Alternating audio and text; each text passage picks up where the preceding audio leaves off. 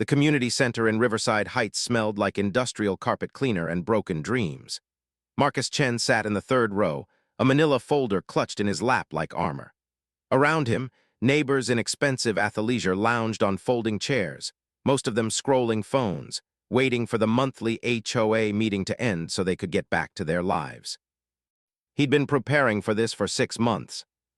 The Riverside Heights Homeowners Association met every third Tuesday, and every third Tuesday for the past 5 years, Marcus had watched Helen Whitmore preside over proceedings with the casual tyranny of someone who'd never once questioned her own correctness. She was 63, professionally highlighted blonde, and wore the kind of jewelry that announced money in 3 different room-filling ways. Her husband was a cardiologist. Their house was the architectural equivalent of a status symbol. "Next order of business," Helen said, adjusting her reading glasses. "The proposed modification to the Chen property on Pinewood Lane." Marcus stood. His hands trembled slightly, not from fear, but from the weight of knowing something everyone else refused to see. "Mr. Chen," Helen continued, not looking up from her agenda, "you're proposing to construct a retention wall with what appears to be concrete barriers." "A flood wall," Marcus corrected, his voice steady. "Yes, the engineering report." "We've seen your report," interrupted David Rothstein, the board's treasurer, a man whose financial acumen apparently didn't extend to reading documents with more than 3 bullet points. "The question is, why would you want to put something like that in your front yard?" Marcus opened his folder. Satellite maps, hydrological surveys, 20 years of weather data, NASA climate projections, everything. "Riverside Heights sits in a flood zone that FEMA hasn't adequately updated since 1987, Marcus began, his tone careful and measured. "The creek 2 miles north has eroded 40% of its channel capacity. During the last 100-year equivalent rainfall event, which climate modeling suggests could happen every 15 to 20 years now, water will flow directly downhill through our neighborhood. Based on topography and drainage patterns, my property sits at ground zero. My house and the 3 houses adjacent to mine will be the first to flood."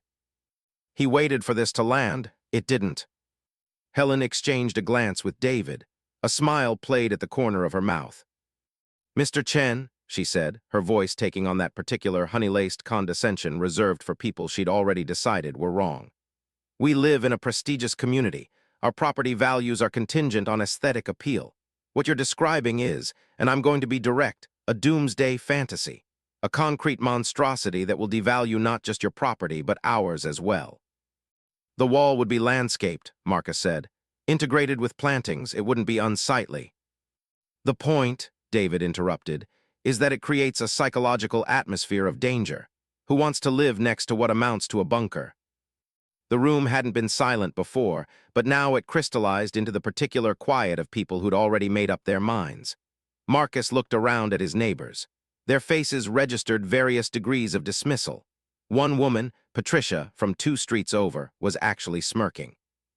"Gentlemen," Marcus pressed on, "ladies, this isn't about aesthetics. This is about risk management. I've prepared detailed models showing how the wall would redirect water, actually protecting the adjacent properties as well. You can see here." "We'll vote," Helen said, shuffling papers. "All in favor of denying Marcus Chen's modification proposal." 11 hands went up. Only 3 abstained. Marcus stood there, his carefully prepared engineering documents suddenly feeling like they were made of lead. "Proposal denied," Helen announced. "Next item, the Peterson family has requested permission to install a water fountain in their front yard. This one I'm actually excited about. It's going to be spectacular. French limestone imported from Provence." Marcus sat back down. No one looked at him. He was already invisible. Outside in the parking lot, his truck sat under a mercury vapor light. He got in and sat for a long moment, hands on the steering wheel. Through the windshield, he could see the community center windows. Inside, Helen was probably gesturing enthusiastically about French limestone. His phone buzzed. A text from his ex-wife, Susan. "Did the meeting go okay?" Marcus didn't respond for several minutes. Then, with the kind of determination that had carried him through engineering school, his failed marriage, and 10 years building his career at a structural engineering firm before he'd gone independent, they rejected it. "I'm building anyway." A pause, then "Marcus, are you sure if they fine you?" "I'm sure." He knew what he knew. The problem with being an engineer was that data didn't care about your feelings, and Marcus had spent 20 years learning to listen to what data was trying to tell you. The creek 2 miles north wasn't going to respect the HOA's aesthetic preferences. The weather didn't care about property values. The rain would come. Marcus just didn't know it would come so soon. The permits came through in late August, though not without complications. The city had its own concerns about flood management, and Marcus's initial application had been rejected for insufficient environmental impact studies. He'd hired a consultant firm, costing him $8,000 he didn't have, to run the studies that should have been required by the city decades ago. The results were worse than he'd anticipated. The 100-year flood model wasn't just outdated, it was catastrophically wrong. By the time he broke ground in early September, the HOA had already sent 2 certified letters threatening fines. Helen appeared on his property one afternoon while Marcus was surveying the concrete pour. "This is inappropriate," she said, standing on his driveway in designer sunglasses and clothes that cost more than Marcus's monthly mortgage payment. Marcus had stopped responding to her with anything beyond polite acknowledgement. Engagement only encouraged her. "The board is considering legal action," Helen continued. "Do you understand that? A lawsuit against you personally. You're not just defacing your property, you're destroying the visual integrity of an entire block." Marcus drove a concrete stake deeper into the ground. The excavator hummed behind him. "The wall will be attractive," he said without turning around. "I'm planting Japanese maple, ornamental grasses, stone veneer facing." "I don't care if you paint it gold and install a Michelin star restaurant on top," Helen snapped. "It's the principle. You can't unilaterally decide to fundamentally alter the character of this community. That's what the HOA exists to prevent." Marcus turned to face her. For the first time in months, he made direct eye contact. "The HOA exists to protect property values," he said quietly. "And I'm telling you that what's going to destroy property values in this community is losing 3 houses to flood damage. That's not an opinion. That's hydraulic engineering, but you don't have to take my word for it. When it happens, your insurance companies will back me up." Helen's jaw tightened. "You're being deliberately provocative." "I'm being honest," Marcus said, which apparently qualifies as provocative around here. She left without another word, but Marcus knew the war had shifted. He'd crossed from obstinate amateur to something worse in Helen's eyes, a threat. By late September, the wall was half-built. 5 feet of reinforced concrete rising from the ground, angled slightly upward, designed to channel water sideways rather than direct it inward. Marcus had incorporated a drainage system that would handle ordinary runoff. For anything larger, the wall would function as an actual barrier. His neighbor to the left, Richard Kowalski, had started speaking to him again. Richard had initially supported the HOA's position, but as Marcus's wall took shape, something shifted. Richard was a veteran, 50s, practical-minded. He'd seen how systems failed under pressure, and Marcus's engineering started to make sense to him. "They're talking about suing," Richard told Marcus one afternoon, appearing at the fence with 2 beers. "I heard Helen and David at the mailboxes. Helen thinks she can get an injunction." Marcus accepted the beer. "Let them sue. The permits are legal. The wall's legal." "Sure, but legal doesn't mean they won't try to make your life hell," Richard said. He took a long drink. "I've been thinking about what you said, about the flooding. I looked at my property assessment. Apparently my house sits at almost the exact same elevation as yours. If water comes, I'd be next." "You be next," Marcus confirmed. "So if your wall works." "My wall protects you too," Marcus said. "Redirects the water downhill toward Elm Street. Peterson's house would catch some of it, but distributed enough that it probably wouldn't be catastrophic. Maybe some water in the basement, not life-altering." Richard was quiet for a long moment, watching the concrete settle in the evening light. "I'm going to talk to Susan," Richard said finally. "She's a lawyer, my wife. She should probably know that the HOA might be overreaching here." "That would be appreciated," Marcus said. What Richard didn't know was that Susan, Richard's wife, not Marcus's ex, was actually already involved.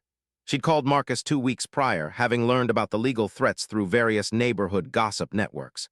Susan was a litigation attorney with a particular interest in HOA abuse cases. She'd reviewed Marcus's permits, his engineering, and the HOA's governing documents. "They don't actually have the authority to stop you," she'd told him over the phone.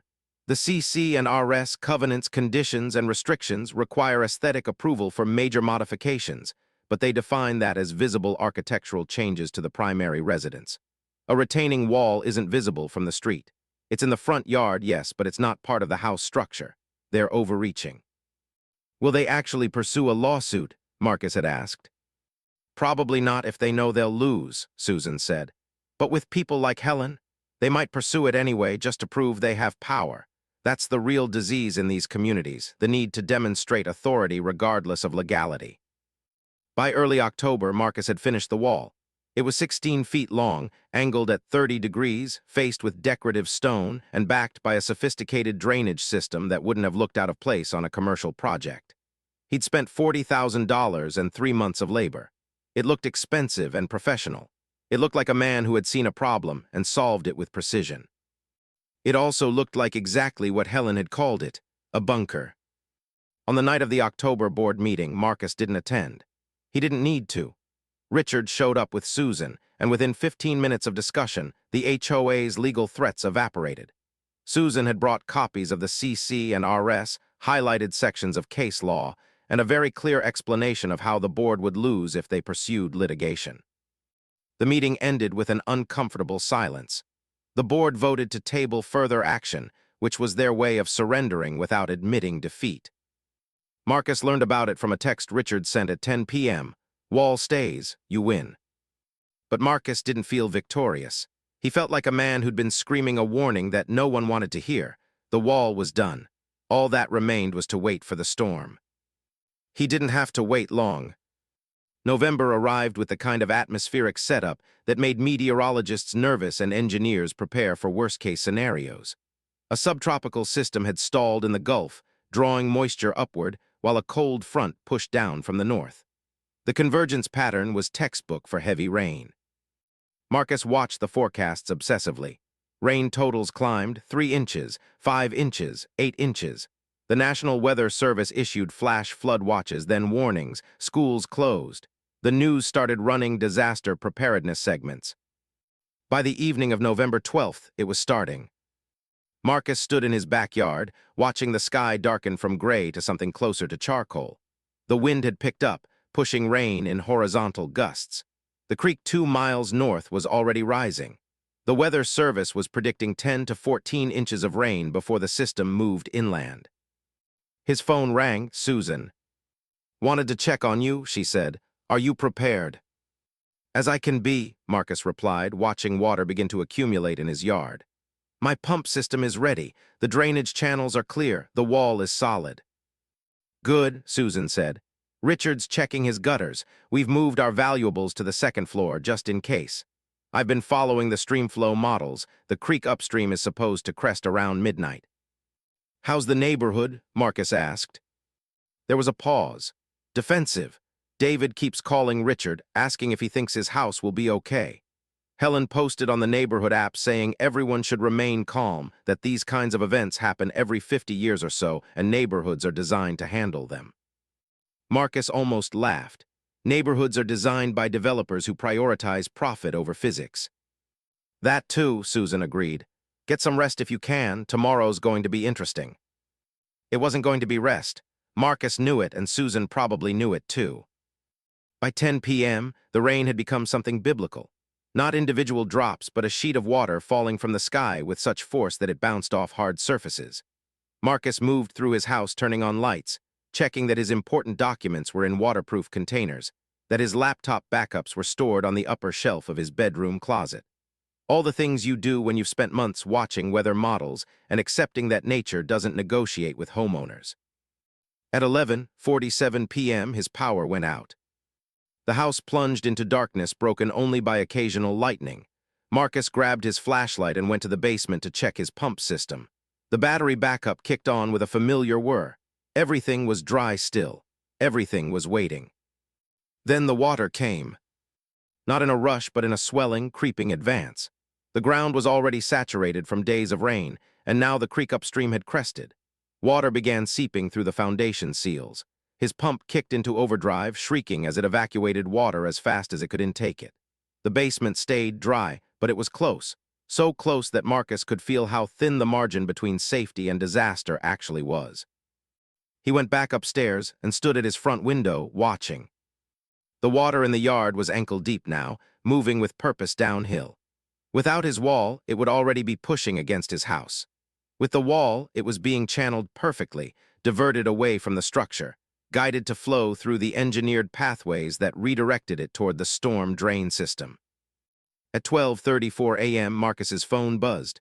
A text from Richard, "Oh my God." Then another, "It's working.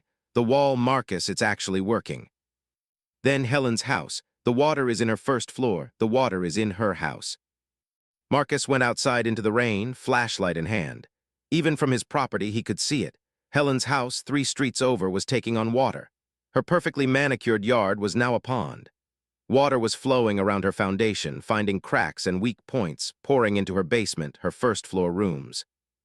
He stood in the rain, which was still falling with relentless fury, and watched the consequence of negligence unfold in real time. By dawn, the rain had slowed to a steady drizzle. The water in Marcus's yard had already receded below the grass line. His wall stood, spotless and perfect, having done exactly what it was designed to do. His basement was wet but manageable. His first floor was completely dry. He didn't go look at Helen's house immediately. Instead, he waited until the rain had stopped completely, until the morning light had broken through the clouds, showing a neighborhood transformed by water damage. The devastation was surgical in its precision. His wall had created a water boundary. On one side of it, minimal damage. A few puddles, some water infiltration, manageable cleanup. On the other side, chaos. Helen's house had 3 feet of water in her first floor. The Petersons, who lived on the downslope from Helen, had water nearly to their first-floor windows. David Rothstein's house, which was elevated slightly higher, had gotten away with water only in the basement, but his landscaping had been obliterated, his driveway cracked by the sheer force of the water flow. Only Richard's house had been spared. Richard had pulled Marcus aside at 2 a.m., and together they'd reinforced the lower sections of his property line with sandbags, giving the water an alternate route that minimized infiltration. Richard's basement had maybe an inch of water, mostly just from seepage. Catastrophe avoided. By 8 a.m., as the full scope of the damage became apparent, Marcus's phone began ringing. First Richard, then Susan. Then Richard again. Then a number he didn't recognize that turned out to be the insurance adjuster already dispatched to the neighborhood. By 10 a.m., Helen Whitmore showed up at his property. She looked destroyed. Not physically, though her clothes were muddy and her hair was in a state he'd never seen before. Destroyed emotionally. The thing in her eyes was the recognition of having been catastrophically wrong about something that mattered. "I want to see the engineering," she said without preamble. "Everything, the models, the surveys, all of it." Marcus invited her inside. They sat at his kitchen table, and for the next 3 hours, Marcus walked Helen through every document, every calculation, every prediction he'd made. She didn't interrupt. She didn't argue. She just looked at the data, and the data was irrefutable. "I was protecting property values," Helen said finally, her voice hollow. "That's what I kept saying, protecting property values." "You were protecting the aesthetic," Marcus corrected quietly. "Property value protection would have meant listening to the engineering." Helen didn't respond. She just looked at her hands, which were shaking slightly. "The thing about data," Marcus continued, "is that it doesn't care what you want. It doesn't care about boards or committees or what makes neighborhoods look nice. It just shows you what's actually going to happen." "I need to call my insurance," Helen said finally, standing up. "I need to talk to my husband. I need to—" She trailed off, looking lost. "What happens now?" Marcus could have said many things. He could have pointed out that her homeowner's insurance would cover the damage, but probably not at the rate the house's value had just dropped. He could have mentioned that her neighbors would probably never forgive her for opposing the wall that would have protected them. He could have laid into her about arrogance and the specific way that certainty without knowledge was one of humanity's greatest failures. Instead, he said, "Now you have a very expensive education in respecting expertise you don't personally possess." Helen left without another word. Within 36 hours, the story had leaked to the local news. Not the general story about the flooding. That was old news to meteorologists and disaster recovery crews. But the specific story. The HOA that rejected a man's flood mitigation system, only to watch it work perfectly while their own house is flooded. By day 3, the story had gone regional. By day 5, it was national. The narrative was too perfect for journalists to resist. David versus Goliath, but with architecture permits and climate science. The visionary engineer ignored by an insular HOA board. The concrete wall that literally saved his property while destruction raged all around him. The board president's house destroyed despite her fierce opposition to safety measures. Marcus didn't seek any of this attention. He actually went to some lengths to avoid it. But the internet has a way of finding the perfect stories, of extracting the narrative that confirms what people already believed about authority and expertise, and the specific ways that certainty without knowledge destroys communities. Helen's social media accounts, previously full of aspirational photos of her renovated kitchen and vacation pictures from Turks and Caicos, were now flooded with comments ranging from concerned to vicious. Her neighborhood app posts, where she'd spent months dismissing Marcus as paranoid and eccentric, were screenshots, memified, shared across platforms.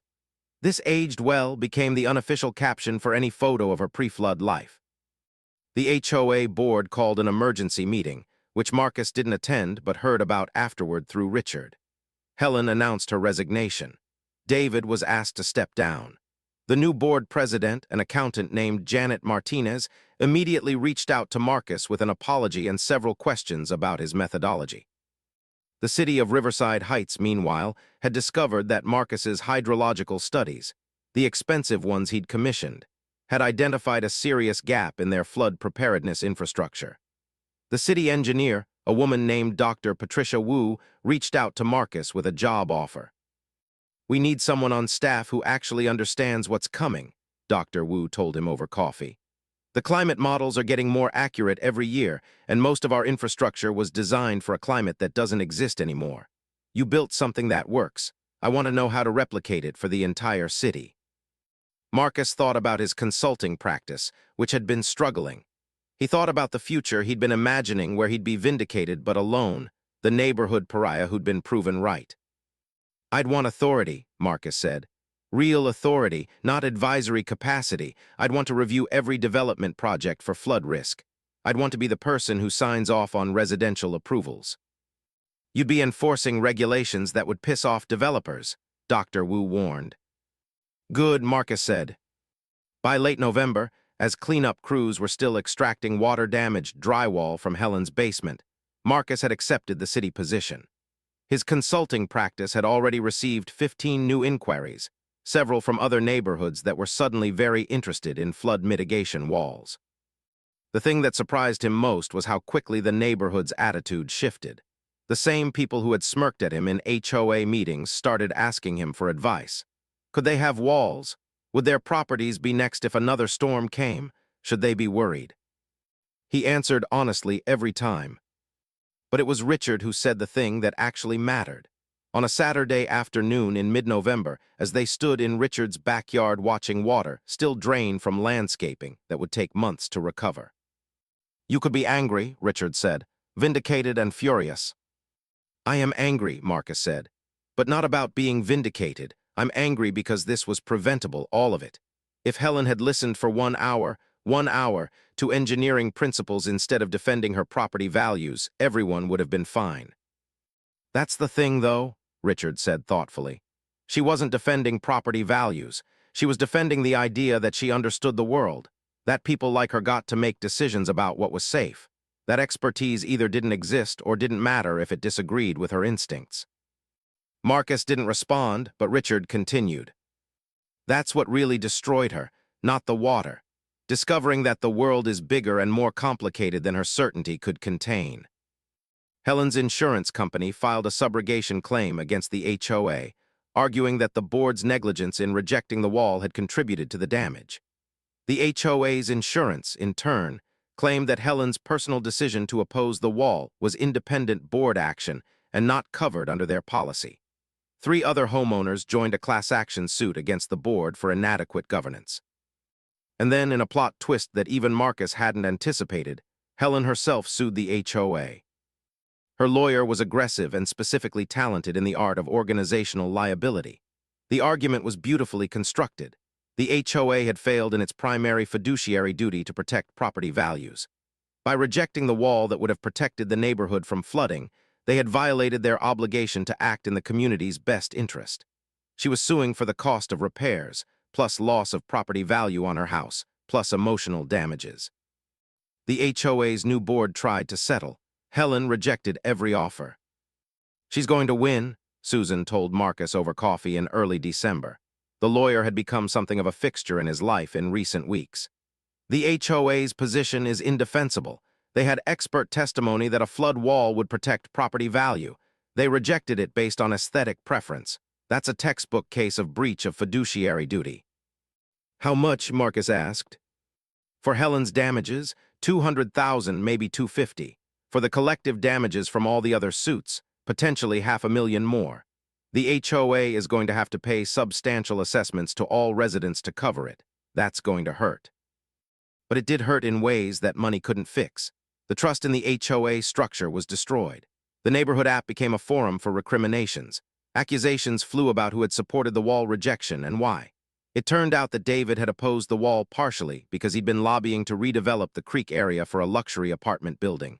The flood risk Marcus had identified would have killed the project's financing. Helen had opposed it out of pure aesthetic objection. Patricia had opposed it because she always voted with Helen. The community fractured along new lines. Those who had listened to Marcus and taken precautions formed a loose alliance. Those who hadn't faced increasing resentment. By February, the neighborhood felt less like a community and more like a fragmented collection of people who happened to live near each other. It was Richard who organized the solution, though he consulted with Marcus before executing it. "We need something restorative," Richard said, walking Marcus through the plan. "Not punitive. We need the neighborhood to understand that we either act as a community or we suffer as individuals." What Richard proposed was ambitious, a comprehensive neighborhood flood mitigation system. Instead of just Marcus's wall, they'd create a coordinated network of barriers, drainage systems, and runoff management designed to protect the entire community. It would be expensive, roughly $300,000. It would require cooperation from nearly every property owner.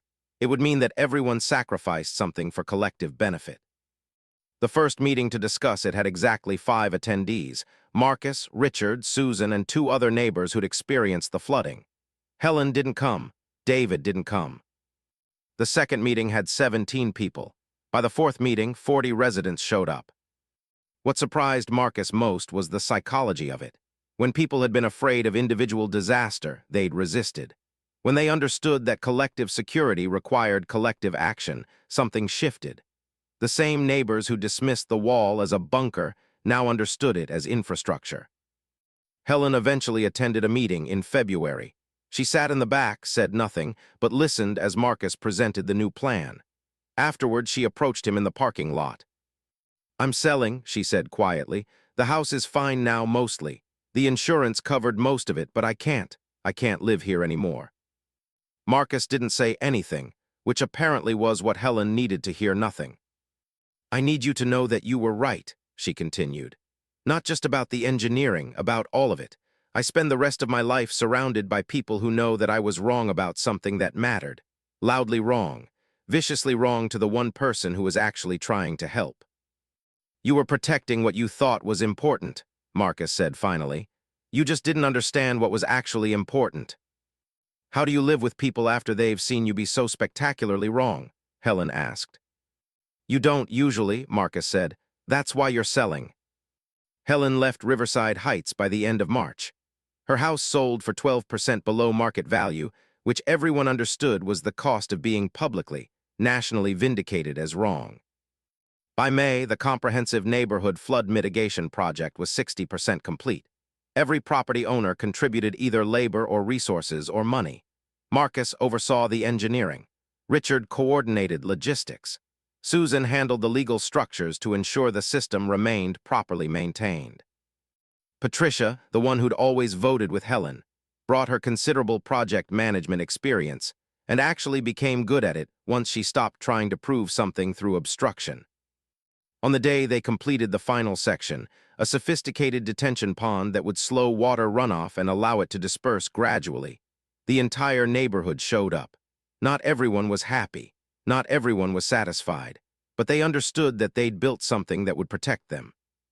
It was Marcus who understood first that this wasn't a victory. It was a response. It was the neighborhood finally acting like a community in the truest sense, not a collection of property values, but a collection of people whose security depended on mutual sacrifice and shared understanding. "How does it feel?" Richard asked him, standing at the edge of the detention pond, watching water settle into the landscaped basin. "Like we did what should have been obvious from the start," Marcus said, "but only after disaster made it undeniable." The first rain after the system was complete fell in early June. It was light, just 2 inches, but enough to test everything. The new system worked flawlessly, dispersing the water gradually, protecting every house, preventing even minor flooding. No celebration happened. There was just the quiet satisfaction of systems that do what they're designed to do. A year after the flood, Marcus stood in the office that the city had given him, looking at plans for comprehensive flood mitigation across 17 neighborhoods. Dr. Wu poked her head in with coffee.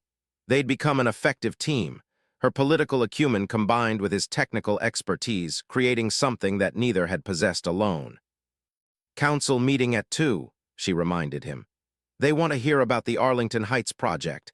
I'm guessing we're about to learn how many developers will threaten the city about fees." "All of them," Marcus said, accepting the coffee. "Then they'll eventually accept it because the alternative is legal liability and insurance premiums they can't absorb." "You sound like you've seen this movie," Dr. Wu said. "I have," Marcus said. "I've been cast in it twice now." It was true. The pattern was clear. Resistance right arrow, disaster right arrow, acceptance right arrow, new normal. It happened at every level, from homeowners associations to municipal governments. People defended their certainty until reality made the cost of certainty undeniable. Then they pivoted, sometimes gracefully, often with bitterness, but they pivoted. That afternoon, as predicted, developers did threaten. They did complain about regulations. They did argue that Marcus was being alarmist, that his projections were worst-case scenarios, that they didn't account for technological solutions that hadn't been invented yet. By evening, they'd approved the plan anyway. The legal liability was just too clear. Marcus left City Hall at 6 p.m. and drove to Riverside Heights on impulse. He hadn't been to the neighborhood since the commemorative planting ceremony 3 months prior. He parked in front of his house and just sat there, looking at the property that had defined the last 2 years of his life. The wall remained, landscaped beautifully now with mature plantings. The detention pond 3 streets over had become a neighborhood feature, a place where children played in summer and families walked in evening. The community had improbably become stronger through the forced cooperation of disaster recovery. His phone buzzed, a text from Susan running for HOA board next month. "Richard thinks I'm insane, you." Marcus smiled and texted back, "I think you'll be perfect." It was true. Susan had the expertise, the integrity, and most importantly, the humility. She understood that systems worked best when people acknowledged what they didn't know and listened to people who did. That evening, Marcus called his ex-wife. They'd stayed friendly through the separation, though they rarely spoke. "Did you see the news?" she asked. "About the flood mitigation contracts, they kept using your name." "It was in the news for about 40 seconds, Marcus said. "Then it moved on to whatever scandal is happening now." "Good," she said. "The best thing for civilization is when infrastructure works so well that no one has to think about it, when disaster becomes non-event." "That's impossible," Marcus said. "Disaster always happens. Systems just determine how many people it destroys." "Then good systems," she said. "That's what matters." They talked for a while longer about nothing crucial. When Marcus hung up, he sat on his porch as the evening darkness gathered. A car passed slowly, someone he didn't recognize. The neighborhood had changed enough that long-time residents like Helen had left, replaced by new families who were attracted by the flood protection systems and didn't carry the baggage of the old certainty. It would happen again, Marcus knew. In 5 years or 10, as the water continued rising and the climate continued destabilizing, new challenges would emerge. Systems that seemed adequate now would prove insufficient. The conversation would start over with new boards, new certainty, new resistance. But the framework existed now. That was something. The neighborhood had learned, through painful, expensive disaster, that expertise mattered. That listening mattered. that the cost of being right vindictively was less important than the cost of being wrong destructively. At 10 p.m., as Marcus was getting ready for bed, his phone buzzed one more time. A news alert. Major flooding in WSTRIDG SUBURBS after storm surge. HOMES EVACUATD. Marcus opened the article. Westridge was a neighborhood 30 miles south. New HOA? New board.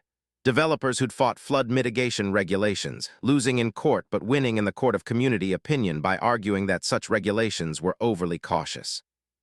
The houses in Westridge that had flooded were in exactly the areas that engineers had designated as high risk. The water had followed the topography exactly as predicted. 3 houses were a total loss. 9 had severe water damage. The estimates were already exceeding $10 million. Marcus forwarded the article to Dr. Wu with a text. Same story, different neighborhood. When do we stop needing disasters to make the obvious clear? Dr. Wu's response came an hour later, when humans evolve beyond certainty into wisdom, so probably never. Marcus went to bed with that sobering reality. There would always be another Helen. There would always be another board that chose comfort over caution. There would always be another community that had to learn through disaster what engineers had been trying to tell them for years. But now, at least, there was one neighborhood where the learning had happened. One community where expertise was respected. One place where the wall stood not as a monument to vindication, but as a quiet insurance policy against the specific failures of human certainty. Outside his window, the night was clear. The creek 2 miles north was running normal levels, no flooding expected. But Marcus knew the patterns. He knew that summer was coming, and with it, the atmospheric setup for potential thunderstorms. He knew that somewhere, a weather model was being generated that would show another flood risk event. The question was never if the water would come. The question was whether people would listen when someone tried to explain what the water would do. Marcus had learned to be patient with that question. He'd learned to let the data do the talking, and to accept that sometimes, devastating evidence was the only kind that moved people. He closed his eyes and slept the sleep of a man who'd been proven right, and learned that being right without wisdom was just another form of failure. Tomorrow, more neighborhoods would call with questions. Tomorrow, more developers would threaten lawsuits. Tomorrow, more boards would debate regulations they didn't understand for communities they weren't really protecting. But tonight, Riverside Heights was safe. The wall stood. The detention pond held. The neighborhood that had learned to listen held its breath, waiting for the next test of whether it had truly changed or if it had just gotten lucky once. Marcus suspected he'd have the answer within the year. The storms were getting bigger. The patterns were getting clearer. Nature was teaching lessons with increasing volume and decreasing patience. All that remained to be seen was whether enough people were paying attention to pass the final exam. The wall stood, silent, certain, ready.